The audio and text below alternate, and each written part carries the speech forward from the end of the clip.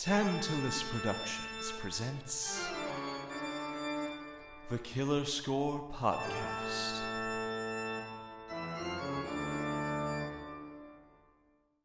Hey, welcome to the next episode of Killer Score. We are on the second episode of our special anime month.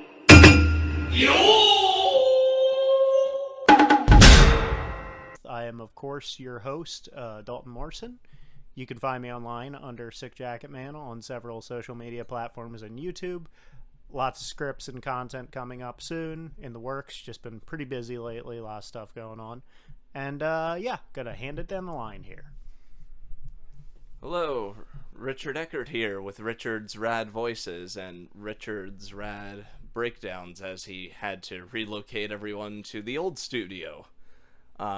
Speaking of which, there will be delays in production due to exactly that, some moving going on my end, but we will still be back and we will not be in this echoey ass room anymore.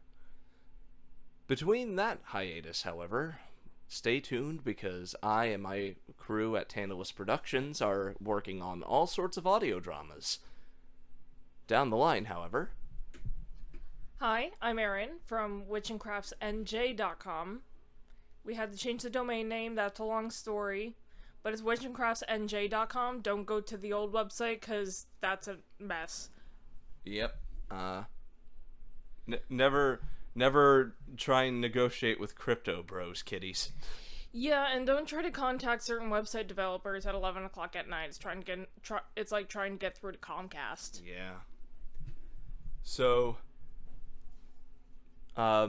as I've said before, we're back in the old studio that we used to record the first couple of episodes. More than the first couple, because we recorded like the first probably 8 episodes in here. Yeah.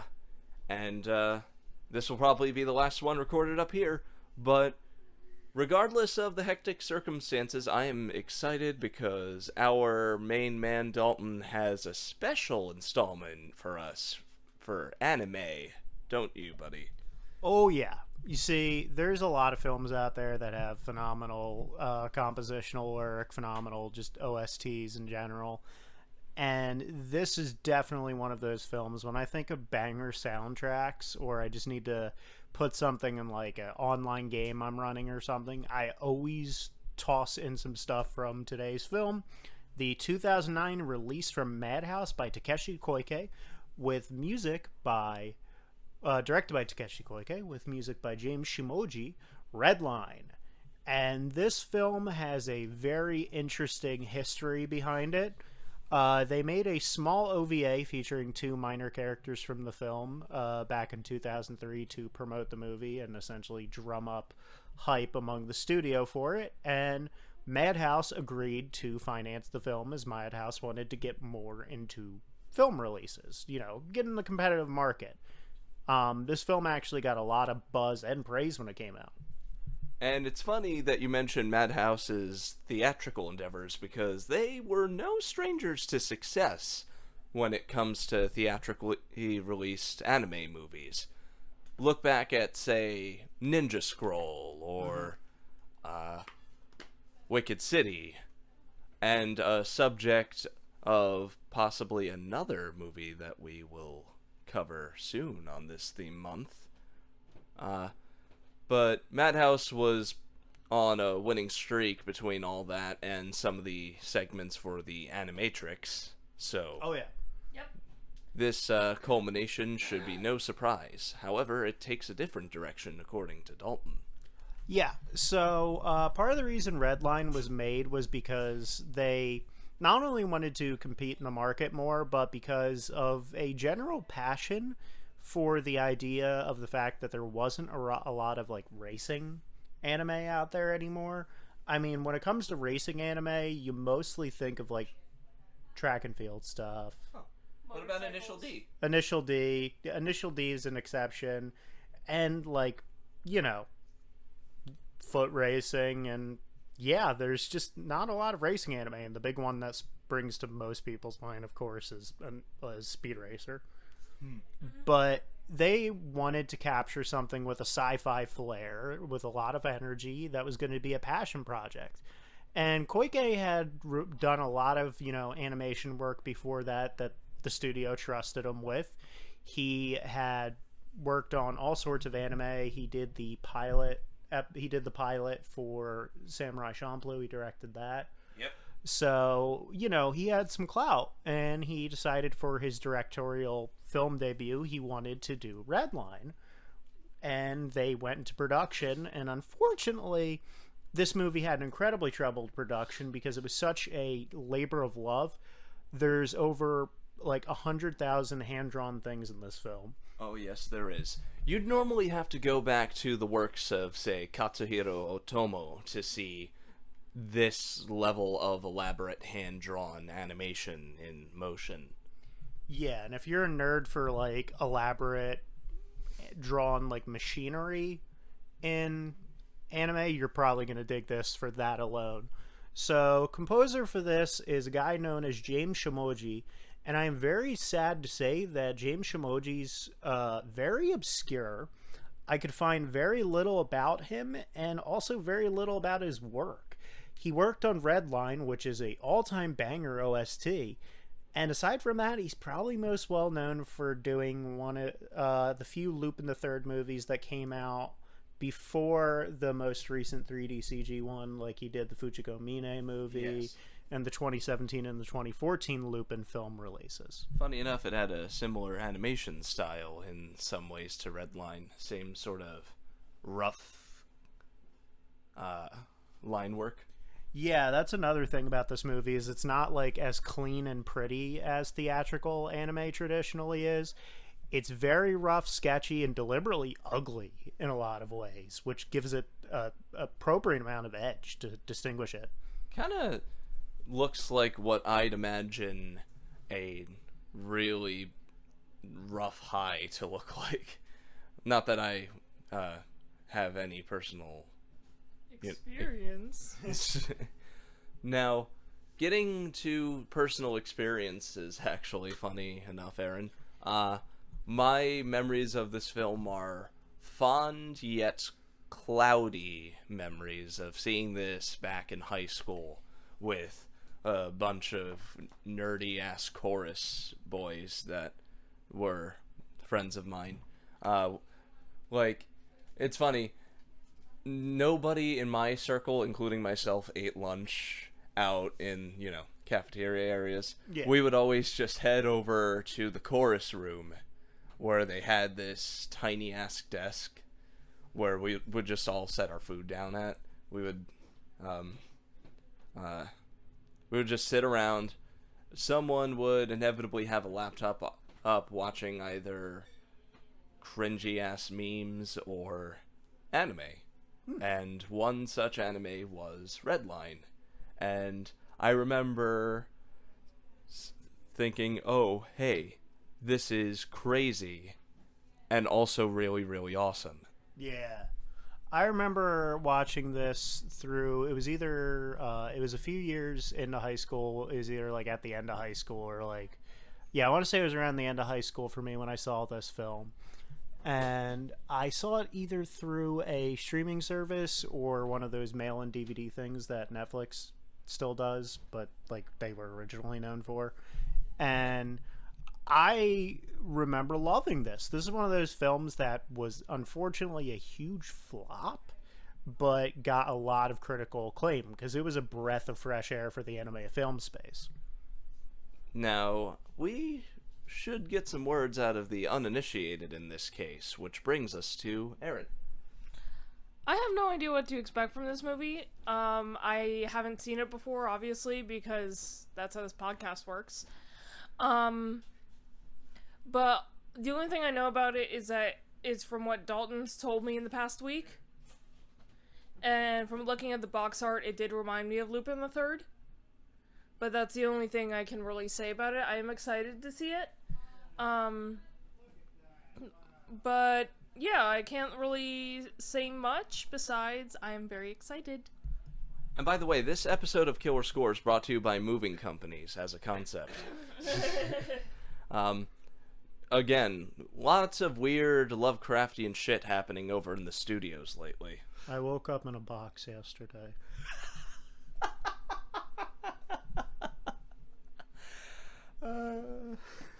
Yesterday I woke up as a beetle. Okay. Yeah, I'm sorry, I can't remember the actual opening lines to Metamorphosis. I'm sorry.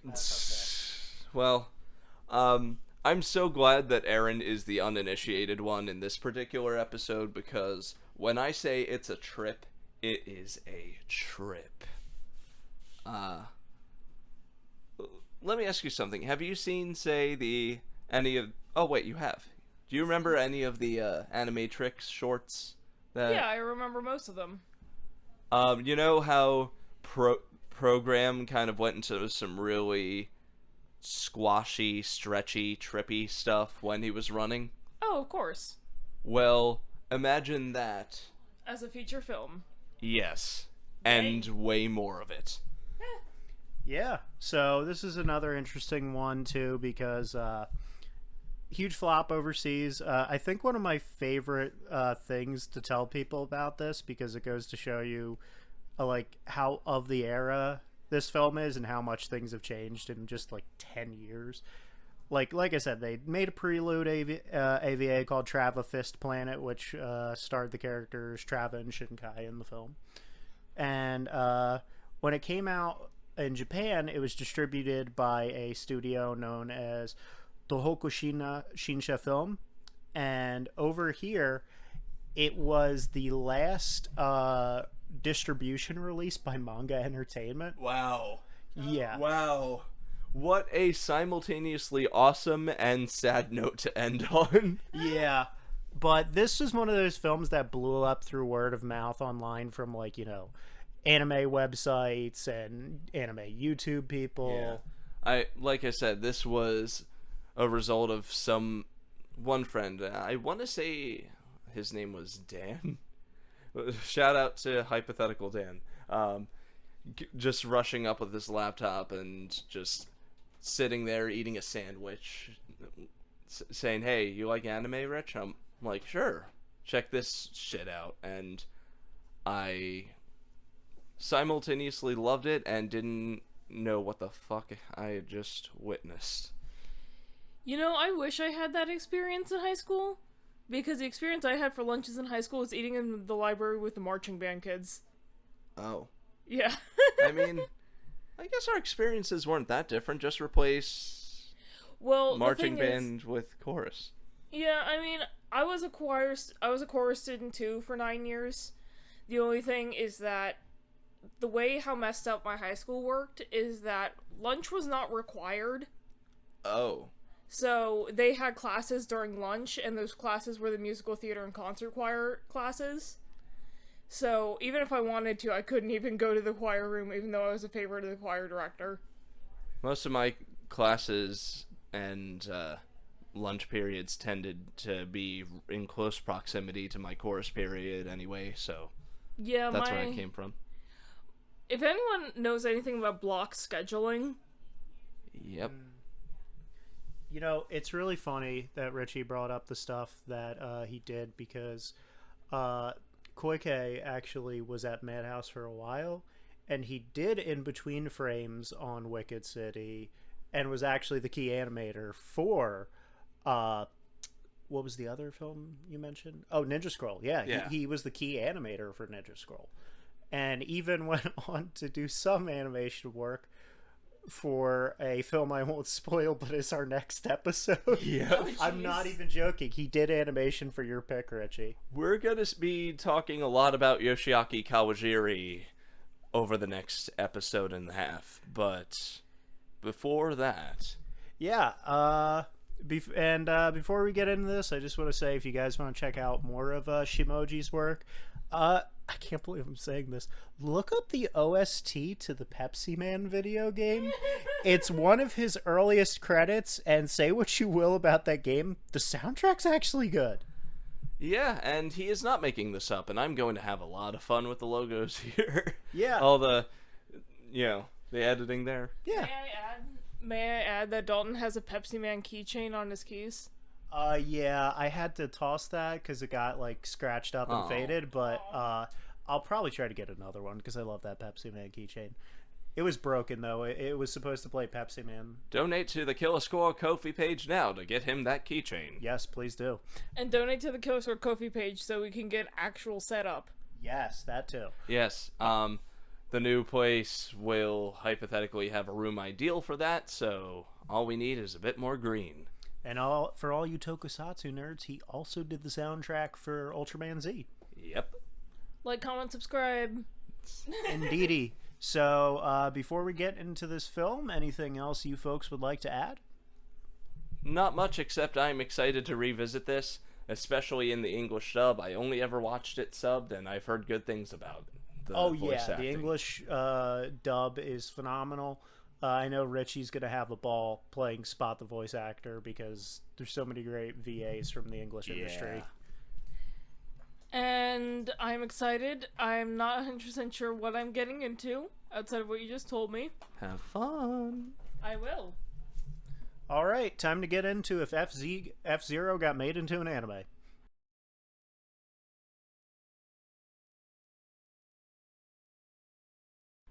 Hey, welcome back. We finished watching Redline. This is, I believe, Richie and I's second time watching it. Yes. Because I've only seen this once before, and this was Erin's first time watching it. So we realized we didn't really summarize what Redline is for you, so here is what it is from the back of the box itself. Redline is about the biggest and most deadly racing tournament in the universe. Only held once every 5 years, everyone wants to stake their claim to fame, including JP, a reckless daredevil driver, oblivious to speed limits with his ultra-customized car. All the while, organized crime and militaristic governments want to leverage the race for their own ends. Amongst the other elite rival drivers in the tournament, JP falls for the alluring Sanchi. But will she prove his undoing, or can a high-speed romance survive a mass destruction race? So yeah, Redline is a high-octane race movie set on an alien planet where there's socio-political struggles going on, but it is technically a demilitarized zone, so the government can't do anything about the racers, but they get pushed too far and decide that they're gonna take things into their own hands during this high-speed, high-octane race. And most of the film is actually just the lead up to that race. And it works surprisingly well. So that's, yeah, wow. Where to even start with this? I love this film so much. It still holds up for me, but before I ramble, I'm going to pass it down the line. I don't even know why you passed it to me, man. What more can I add to this? Redline is pure, unadulterated fun. It is everything you love about cheesy-ass sports movies mixed with sci-fi anime, mixed with fever dreams, mixed with gonzo over-the-top comedy. And it is played out and animated to stylized, whacked-out perfection. I love the animation, and we will go way too long into that. I love the characterization, I love the English voice acting, I love the music, and I love how this movie somehow manages to be accessible and digestible in spite of the lunacy on display. But having mentioned the lunacy, I must get our uninitiated's reaction to this. So, Redline. Redline is an adrenaline rush of a movie. It definitely is. I watched the beginning of it, and we won't get into spoiler territory yet, but if you're an adrenaline junkie, this is your movie. Because I got a rush of adrenaline just watching this that I haven't felt since the last time I went on a roller coaster. last summer or something? Yeah, Daulton wasn't kidding when he mentioned King Dakar and other roller coasters back in the 5 centimeters per second episode. Yeah, Yeah, I feel like this movie is like riding Nitro for 2 hours. Or however long this movie is. What, like 90 minutes or something? Yeah, just over. Yeah. Yep, just over 90. So this one is definitely a labor of love. Everything is intricately animated. Everything has unique designs, even just like little background alien characters where there's like several of the same race. They all have varied designs. No, Yeah, they do. no two characters look the same at all, even if they share a species between them. And as someone who is currently writing his own sci-fi stuff, that is amazing. Like, you see, like, no offense to its overall quality, but stuff like Mass Effect have aliens that look a bit too samey, and the only reason is, well, they're the same species, the same race. But you look at stuff like Redline that puts so much work into the way the characters move and how they emote, and you wonder, why can't all sci-fi have this level of love? Yeah, even Superboys, who are sisters, have varied designs. They have two different designs from each other. It's almost like, this is gonna sound strange, and I know I say that every single episode, but the best comparison I can make for the character designs is Peter Jackson's Lord of the Rings. Oh yeah, because all the orcs have like varied designs in that. Different All the scars. characters, all the soldiers, all the orcs, all everything have their own designs, their own makeup, their own weapons, armor, War paint. all that, war paint. Yeah, well, I believe they literally told like the extras to like touch up the armor and their weapon pieces with their own little flourishes and stuff too. Yeah, and you get the sense that the same sort of intention went into the character designs, and especially the animation, which is gorgeous. And not just the races either, but trust me, we're getting to that. The characters move very, very fluidly, as if it was pulled straight out of the bubble era of anime. Yeah, or if it was almost like mocapped almost, you know? Almost. And in spite of the cartoony way everyone moves, there's a nice balancing act going on between going over the top and being more grounded and more natural. It knows how to straddle the line really well. Like, JP is both an over-the-top adrenaline junkie and just a chill dude. Yeah. And the animation really captures his character, from the way he casually flips his switch comb to the way he just sort of saunters down streets. And when the races come, the dials go all the way up to 11, and his face contorts like Daulton does when he watches a horrible movie. Yeah, all these designs are only enhanced by James Shimoji's like phenomenal soundtrack work for this. Each character has like their own unique themes that like run the gamut of genres and stuff. You've got the excellent race theme that drives all of the races. The titular, even aside from the title Redline sequence, the main racing theme Yellow Line is the perfect adrenaline hype song. It just has all the perfect beats and drops. It's like a electronic rock hip hop sort of thing that builds, and like once it gets to that chorus, I know what it's called. High octane hip hop beats to drive to. It's music that wouldn't be out of place in a late 90s Sega game. Let's put it that way. In fact, one comparison I made when we were watching this is that it reminded me of the Jet Set Radio soundtrack. Jet Set Radio, some of the more electronica influenced Sonic games. Reminds me a lot of like the Sonic CD soundtrack. Oh yeah. I definitely hear a lot of... I also hear some Space Channel 5 in here. Oh yeah, I forgot about that little game. But yeah, it's got the same sort of genre blender type things where it's like trip hop and electronic rock and Like funk music. Yeah. Yeah. So, the soundtrack for this movie, as we've just discussed, is absolutely phenomenal. Even if you don't see this movie, listen to the soundtrack, because even that'll just get you hyped up. We love the character designs. Perfect workout music. Perfect. Perfect. Music. Yeah, I'm gonna do this. I'm gonna grab this next time. Listen to this next time I'm on an elliptical. Yeah. Like, My cardiologist will be so pissed. you ever see movies or hear music that just gave you a real case of the lead foot? Yeah. Like, this is like... Oh, jeez, don't put on fast music when I'm driving. Don't put on, like, the Easy Rider soundtrack if I ever get my license. Because, like, right now I've just imagined myself wanting to work out, getting my old mountain bike, and just, like...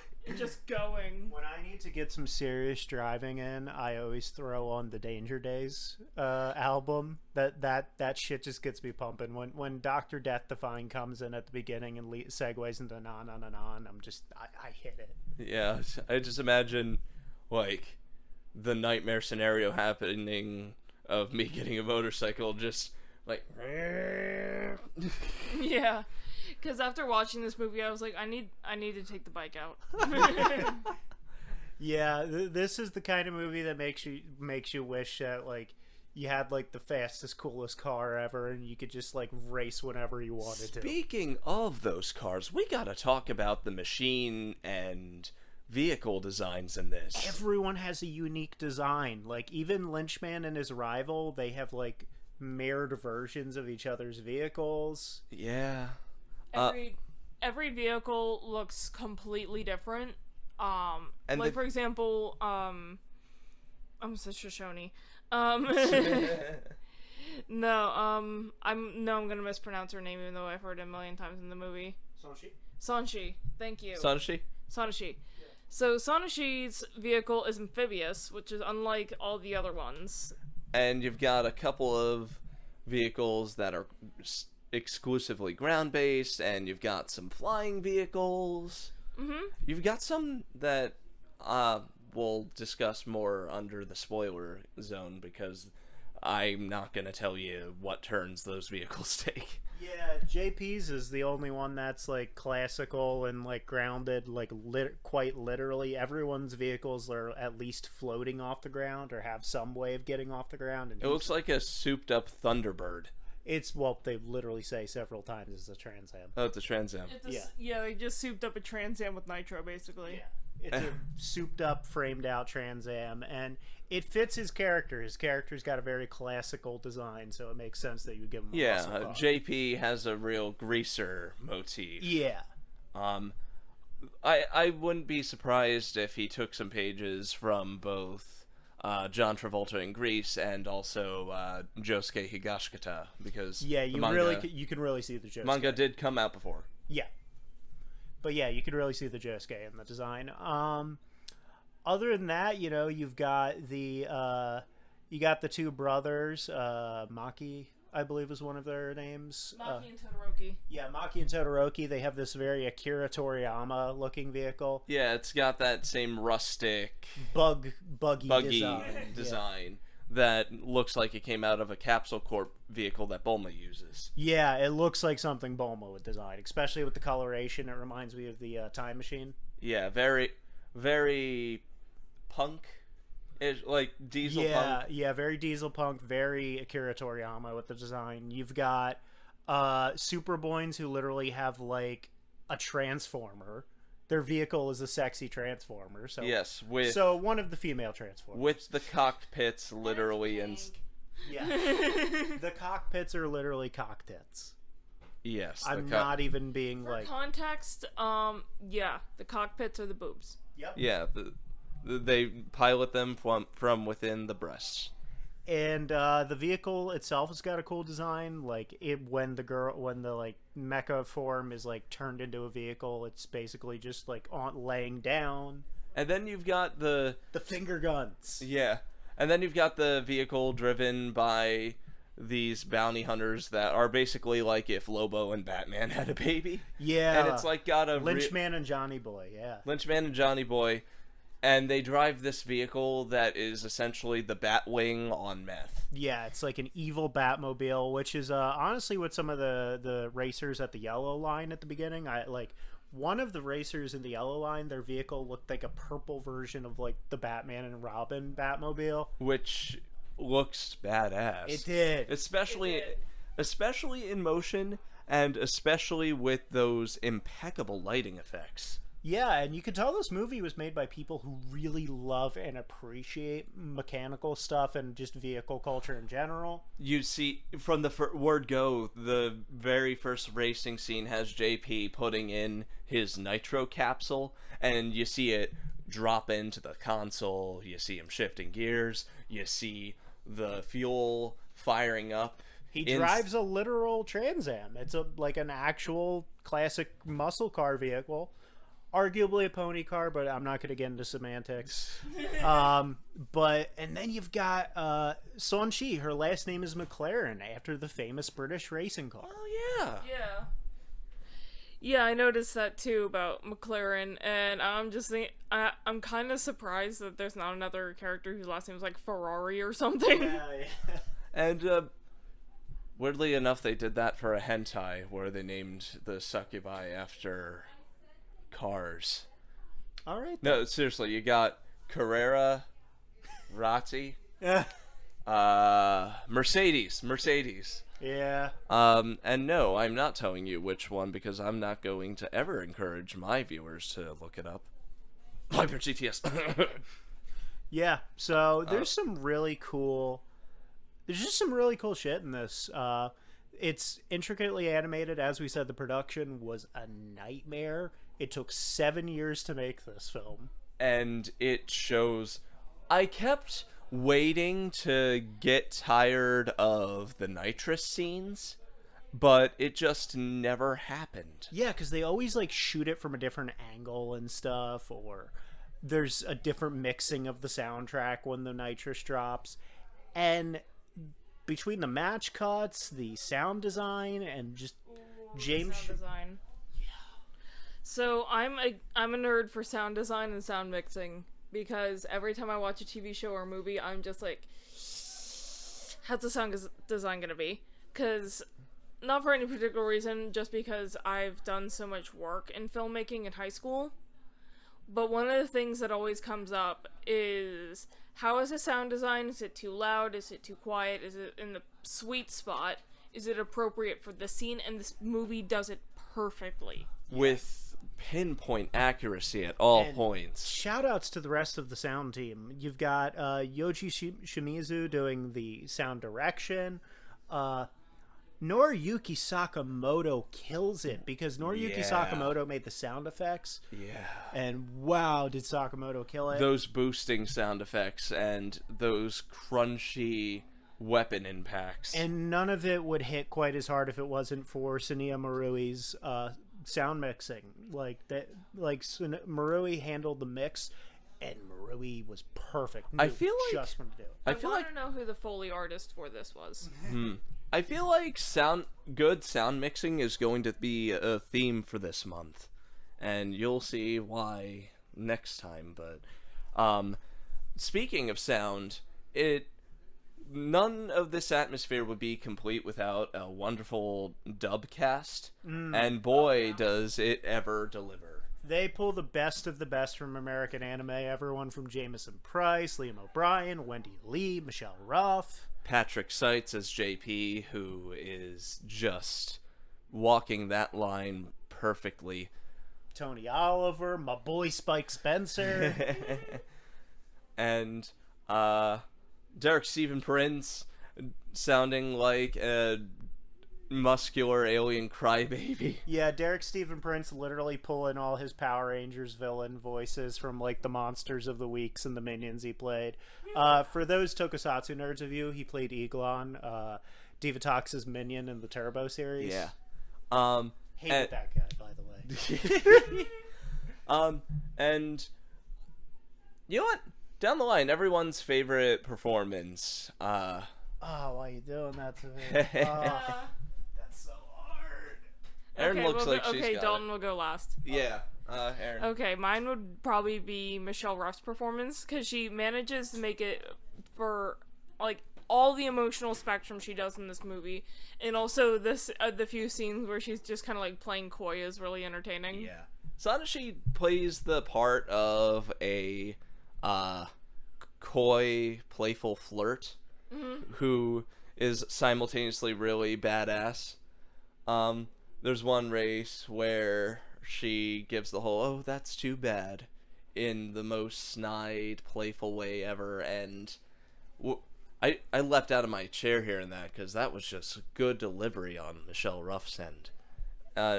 But she also does great with Sanashi's vulnerable moments. Oh, absolutely. Like the scene...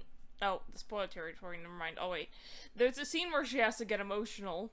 Very teary and very teary. shouty. And I'm just like, oh, my heart. Yeah. I think my favorite performance is honestly Liam O'Brien as Frisbee, and yes, that's the mechanic's name. He has a lot he has to do as He's- a character. We'll get into spoiler territory eventually, but the guy is simultaneously a bit of a heel, but also a close friend to JP. Yeah. And he's got to walk a fine line between sleazy and approachable. And props to O'Brien for being able to thread that needle. Well, I mean, there's no surprise, though, because look at him in, say, Asura's Wrath, or even Gaara in Naruto. Liam O'Brien just has that voice. Yeah, I guess I gotta go if I'm picking anyone, just because this is favoritism playing a part, but I don't give a shit. I gotta go with Patrick Seitz. Yeah. One of my favorite voice actors of all time. Kills it in everything he's in. You know, Alucard. He's an icon as Alucard. Oh, which Alucard? I believe he played Alucard in the Hellsing anime. Didn't he? Nope, that's Crispin Freeman. Right. Patrick Seitz played... I feel like he played the Alucard in, like, the Castlevania games, though. Yeah. And, of course, Dio. I was gonna say it'd probably mean the world Yeah. to him if we mentioned that. He's so good in this. This is one of his most underrated performances. Surprise, the JoJo reference has to be cut down for peaking. Yep. Sorry, let Dawn continue. I just want to say, like, he oozes cool. He always feels in control even when shit goes out of hand. Like, we mentioned earlier that JP is very much a character that balances hamminess and natural coolness, and there is no better actor for that than Patrick Seitz. Oh yeah, man knows how to nail it. Like, he is a master of moderation, but I also gotta give some props to Spike Spencer as the Redline commentator. Oh yeah, well, as Doi, yeah, he's really funny. You could just hear the anxiety in his voice. The anxiety, and I have to imagine... And the excitement. Yeah. I have to imagine he had to have improvised some of his lines, because sometimes anime dubs let you do that when you are off screen. Yeah. There will be another case in point example of that in our next episode. Yeah, I've been a fan of Patrick Seitz. I think like the first thing I saw him in where I became a huge fan of his was Darker Than Black. Oh yeah, because he played November 11th. Yeah, he did, and he kills it as November 11th. That is such a cool character. I think the first thing I really got into Patrick Seitz with was I think it was a couple of Street Fighter characters. Oh yeah. But it's always awesome when anime dub actors can kind of flex a little. And oh yeah, and they pulled in like a bunch of the cream of the crop for this. It's like when Erin Dismuke got to have longer lines as Alphonse because, you know, you don't have to match Flap's fur. A mechanical person, basically. If I can have an aside for a moment about improv stuff, there was a time that I actually did Green Arrow for a Lego animation. Oh yeah, and you told me about that.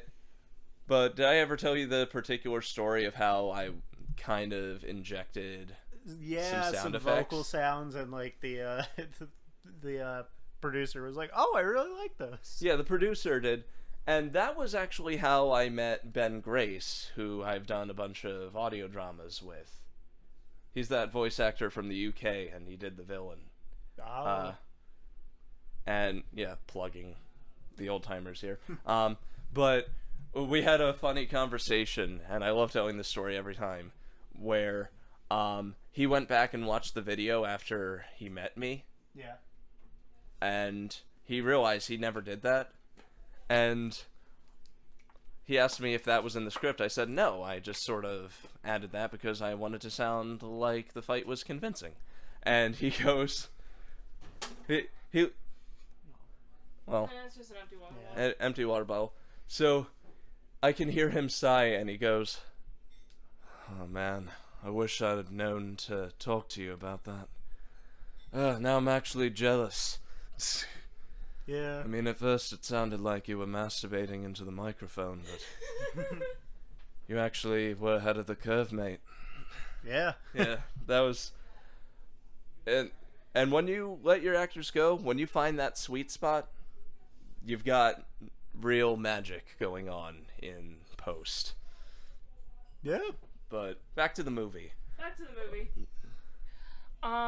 Let me see. We discussed the animation fluidity, where it's just chef's kiss top tier. We discussed the sound design and the soundtrack. Cinematography would probably go hand in hand with the animation that we discussed. Yeah. All those shots. Yeah. The only other thing I could really think of I want to talk about a bit is the world building. Oh, yeah. Oh, yeah. Like, it is simultaneously simple, yet so layered. Yeah, like you've got the magical planet has been at, like, who I'm forgetting the name of. It's where Superboyns are from. Their planet's been at conflict with Robo Planet, where Redline is like having its thing going on, and there's like a little power struggle going on in between the background between those two at the same time the race is going on. They said militaristic governments on the back of the box, and yeah, the Robo World government are basically robot Nazis. Yeah, Yeah. straight up. If Hitler were M. Bison. Yeah, this movie's crazy. Between the racing, all the shootouts from like high orbit like spaceships and stuff, and some other stuff I don't want to spoil because it's too hype. I almost don't even want to do spoilers for this episode. I kind of just want people to experience this. Honestly, yeah. That said, there were some particulars that I think kind of lean into the world building that are spoilery. So right here at the 42-minute, 23-second mark is where we will start. Yeah, so the coverage of Redline is sort of also being used as a smokescreen by Robo World's rivals to essentially infiltrate the planet using their own racers, which Robo World has also done. And as they're conducting that raid on the race and sending every troop and their mother down onto the track, it just escalates. Yeah, there's constant power struggles. The Robo World plants of the Dazuna team, they want to like still race and ignore their orders and stuff. You've got Superboyns following their government's orders and racing in the race, but also not using their magic because it's restricted out of like respect for their ruler's wishes. And in the background, you've got, you know, outlaws outrunning their renegade cop who has literally entered the race as well. There's so much going on. And once again, all the character designs between them. You've got the murderous Batman bounty hunters. You've got the Boyne twins. You've got the literal, like, hard-edged cop. Who looks kind of like an anime-ified version of Beast from X-Men. Yeah, he's even called, like, a gorilla man. Yeah. So, now that we're in spoiler territory, I will discuss my one gripe with this movie. Oh, yeah? You have a gripe? Only one. Okay. Only one. Alright. The villains in the movie of RoboPlanet, they're like, oh my god, we have to make sure no one finds out our military secrets, and then they just expose it. Military secrets. I think. And also, this also has to do with the villains' military secrets thing. If this is run like any type of, say, international competition, a country or a host can back out, and then they just find a new one. So I think there's like a little bit at the beginning how it's like too late to back out of it, and it's like part of like a treaty agreement. Yeah, that's what it was. Yeah, well, I must have missed that, because I'm just like... In your defense, a lot goes on in this movie. A lot goes on in this movie. You're just there for the ride, to be honest. Yeah. It's like a roller coaster ride with a plot. Yeah. Like the best ones, honestly. Oh, yeah. All those good Disney coasters. Mm-hmm. Like, Universal, all the great rides. I kind of want to go on that Guardians of the Galaxy one. That looks like fun. I heard it's very good. Yeah. I haven't been to Florida since I was 9, so a lot has changed since 2004. Okay. I would go to Disney if they didn't keep jacking up their prices.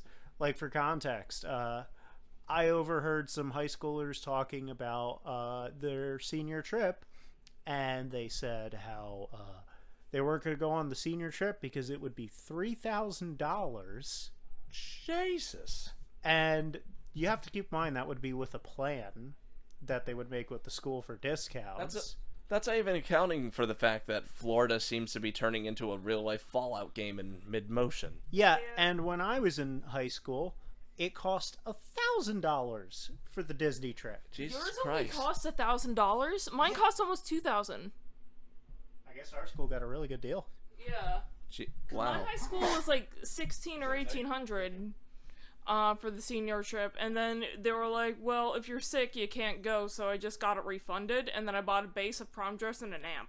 So, getting back to escalation a bit, there comes a point where the whole race is thrown into jeopardy by super weapons and goddamn kaijus. like an eldritch abomination. Yeah, an eldritch abomination named Funky Boy wakes up. Yes, I swear to you, we are not making this up. And much like Godzilla, hitting it with a nuke just seemed to make it stronger. Yep, it reconstitutes itself like it's Majin Buu. Yeah, or pretty much any DBZ villain with the exception of Frieza. They kind of all have regenerating powers. Oh yeah, Cell and... Yeah, Cell and Boo both have Boo. regenerating powers, Yeah. I went with Boo because he's the goopier of the two. Yes, the goopster. But yeah, you can obviously see in the movie that the RoboPlanet or literal space Nazis, like, their symbol is like one line away from a swastika. Yeah. Pretty much, yeah. A lot of red and black and gray, too. Same kind of militaristic uniform stuff. Very Hugo Boss military uniforms.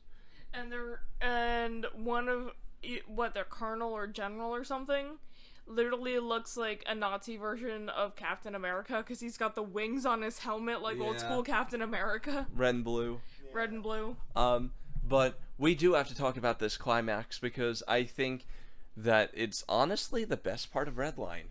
Oh yeah. How many movies can you say properly built up and delivered on the big race?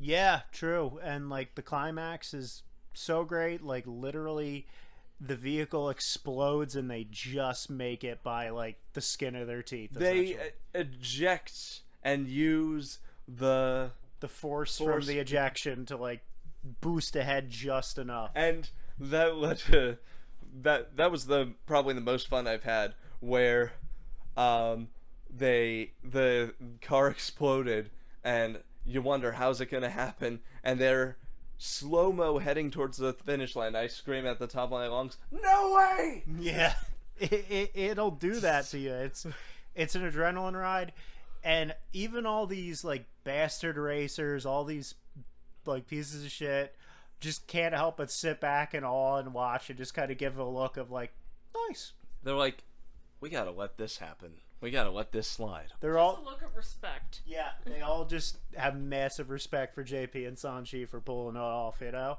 It's like it's almost as if they're aware of the story they're in.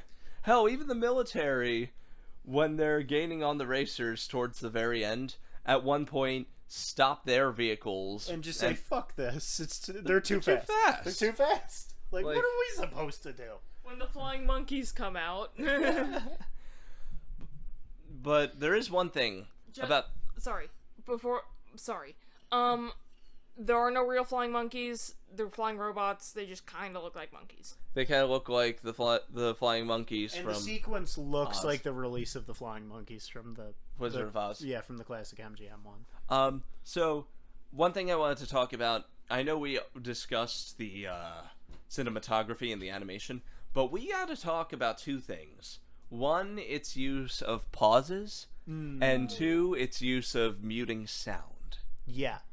Because there are moments throughout the races, especially when they reach the finish line. Yeah, shout outs to Marui for the sound mixing. Marui knows when to cut it and like when to drop it at the best point for Shimoji's music. I think my favorite shot in the movie, and it's saying something, it's like picking your favorite kid, Yeah. is when JP is going down the highway with Sonoshi, and the shot starts from far out in the distance, and you just hear as his car basically slams into camera range. Yeah, I'm a big fan of when the music cuts out towards the end, where you see him like passing the vision of like the racer he admired as a child On to Sonoshi. Yeah, like when he passes the racer, and you sort of see like the vision he has of this like respectful figure just kind of nodding in approval to him. I think it's pretty admirable too, in the midst of all this hecticness, the race, the military coups, the kaiju fights, the robot fights, to have some believable romantic character chemistry between these guys, between Sonoshi and JP.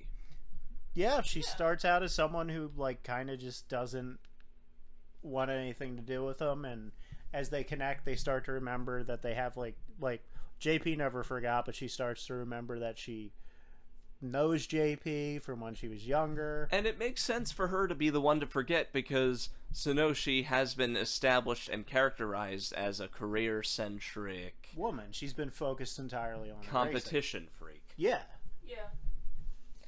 Yeah, and that's one of those things that if it were any other movie, It would be could- shoehorned. it would either be shoehorned or annoying or stuff like that. But this movie, it just works so well because you can tell she's determined. She's had her mind on this since she was a kid.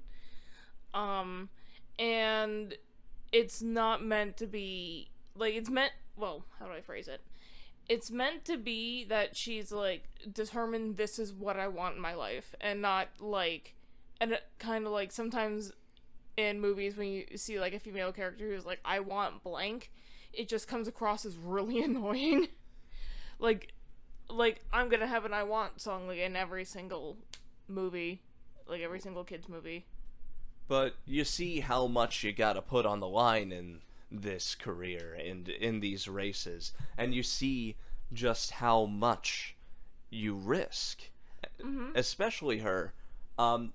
That scene that Erin had mentioned where Michelle Ruff is acting her ass off is the one where there's the flashback race. Yeah, it's a flashback to when she was racing when she was probably like a young teenager. Yeah, If young that, teenager. or like late preteens. Yeah. Probably. But anyway. They basically had like motorized soapbox cars. Yeah. Yeah, it's meant to be kind of like a go-kart race. Like, but her, in the scene, she goes over the wall and crashes into a bunch of tires and mud. And she starts crying because she's like, I need to finish. I need to win. I need to like win in the red line. This is what I'm doing with my life. That kind of thing. Yeah. And, once again, bring it back to the chemistry. JP is there, and even though he's brushed off, he doesn't ever overplay his hand. No. He just sort of takes things as they come Plays it cool. and treats her victories as his victories. Like, I have a feeling that if the movie ended differently with just Sonoshi winning, Well, I was gonna say, if it ended with just one character winning, it would feel like a loss for the other. yeah. And once again, you cannot argue with the shot composition of them crossing the line. And the two of them teaming up to win together did not feel forced, you know? No. Which I think is down to, once again, the writing and the animation and the Voice acting? the voice acting, Scripting. so good. Yeah. Mm-hmm. Honestly, I could go on and on. Yeah, normally when you have multiple people in a script like this movie did, there's 3 people on the script, it would be bad, but like they really seem to know how to balance each other out, you know? Yeah, because usually when you see multiple scriptwriters in one thing, it's like, this is going to be a hot mess. Yeah. That usually indicates that there was a lot of rewrites. Yeah. But it all comes together so well. Yeah, like I read they collaborated and stuff, like, and some of them were experienced screenwriters from anime. One of them worked on Ava a bit. Another one was like a popular Japanese author. The Ava link is very much evidenced by the intricate mechanical designs. Oh yeah. I found a gripe with this movie though. Yeah. It didn't do well enough. Yeah, exactly. This sort of love film, and passion. It basically killed Madhouse. They went into bankruptcy and they split into 2 new studios. Yeah. Gone but not forgotten, because Madhouse has some real legend. Yeah, and they live on Legendary. with one of the studios they split into is Mappa, who's become a pretty big name in anime. And I miss Manglobe too. and it's great. It's a love letter to animation, and it feels like the culmination of Koike's work. And he hasn't gotten to direct a ton of other anime films. He's mostly gone back to like the animation and character design aspect. But even if he never directs another movie again, this is a hell of a magnum opus for Koike's directing work.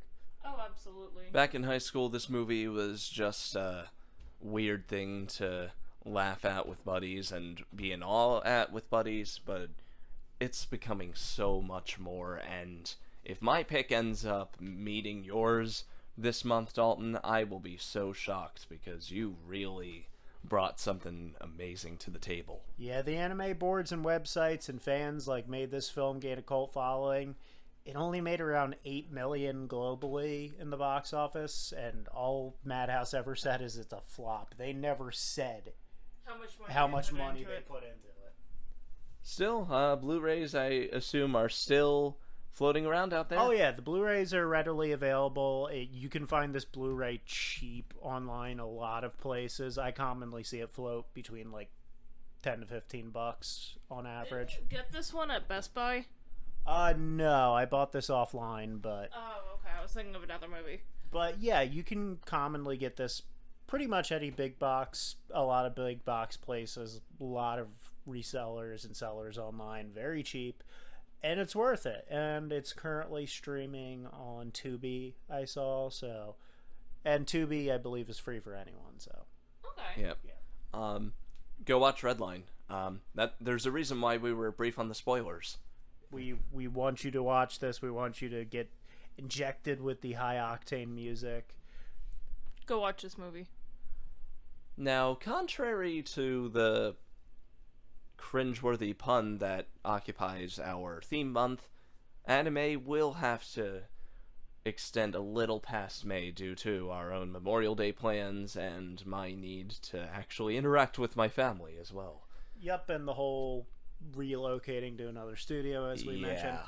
So, but in the meantime, if you guys would mind donating to help us with all that, we'd really appreciate it. Donate to our Ko-Fi. Maybe we'll even set up a Patreon finally, and you guys could like even toss out some suggestions on there if you Request become stuff. Yeah, if you become high enough tier donors, you know. Please. Please do. Yeah, because requesting is something I was actually thinking about doing, because there's some movies that, like, my list is running shorter, but there's definitely some other movies that I couldn't think of off the top of my head that someone could suggest. that I've seen, and maybe one of these two haven't. We get stuff popping up in our heads and new picks every goddamn day, so... And yeah, we don't want to spoil things too much, but after anime, we're going to bring in some special guests of people we know who will be joining us in the studio to introduce us to other films, or us introduce them to other films, and bring a little more variety onto the show.